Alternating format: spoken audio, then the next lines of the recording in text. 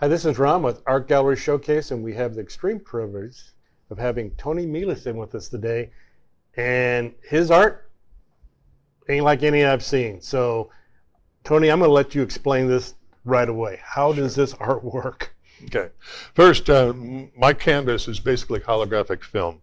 I use a number of different patterns that they come in, and I've been just drawn to this since it first came out roughly around 30, 40 years ago.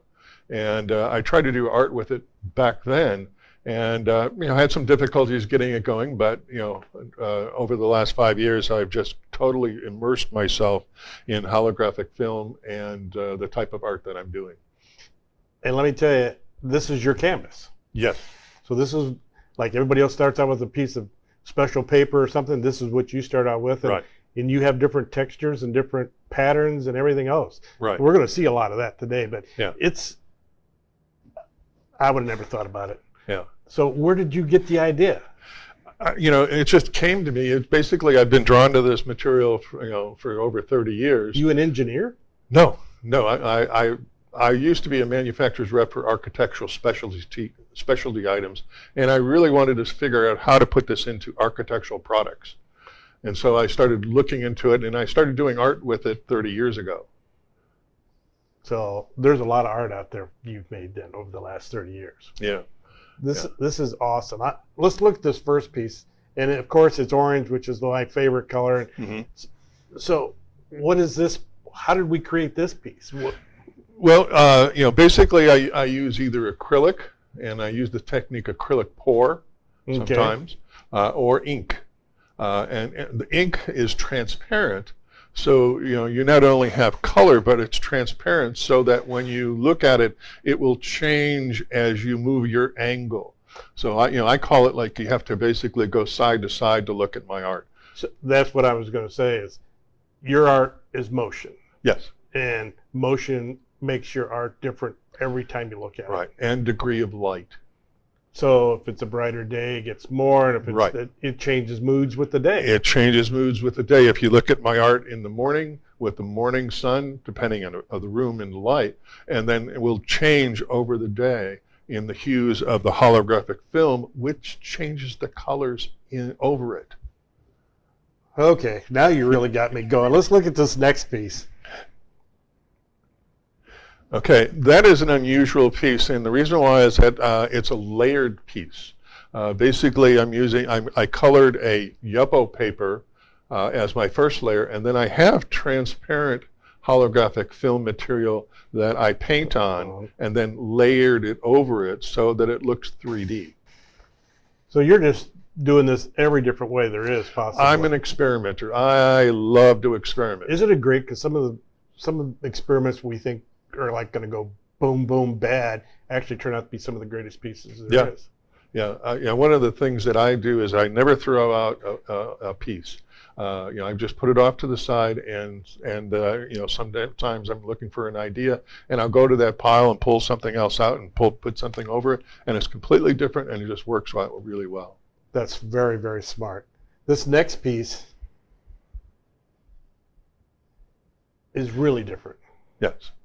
That's a shadow box effect. It's a little bit hard to tell by a photo, but basically it's one of my holographic film pieces in a shadow box effect, so to give it a little more dimension. So the black lines, is that like on the glass? That's on the glass. So we have a shadow box like this, and then you do your artwork on the back, and then you actually do work on the glass to create the depth. Right. And everybody knows that the more you can create onto a piece of glass or onto a piece of art, the more layers it actually does. That's how it creates the depth, and the people just want to look into it like that. Right. And I love the background on this piece. The abstract on this one is amazing. Right. You have to pay attention to details because when working with, especially with ink, it comes out in small quantities. So I can't, I can do big things, but it's on small details. Yeah. This piece here, the next one is, what is this one? This is a circle? Well, of course it's a circle, but it's basically an optical piece. Again, it's using the shadow box effect. So the glass curved? I mean, of course, that's a recycled clock. Oh, way cool. Okay, and basically I did the, like my art on the back, and then a shadow box optical film on the front of the glass, or on the back of the glass, but basically, so giving it a shadow box effect, almost looking like an eye. It does look like an eye, and then the background really in the center just pulls you in because of the way the fingers come to it. Right.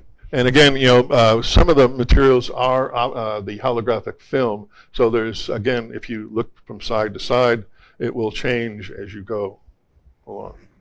All your pieces are like that, though. Almost all of them, yes. Okay. I'm not going to say every one, but almost all of them. This next one?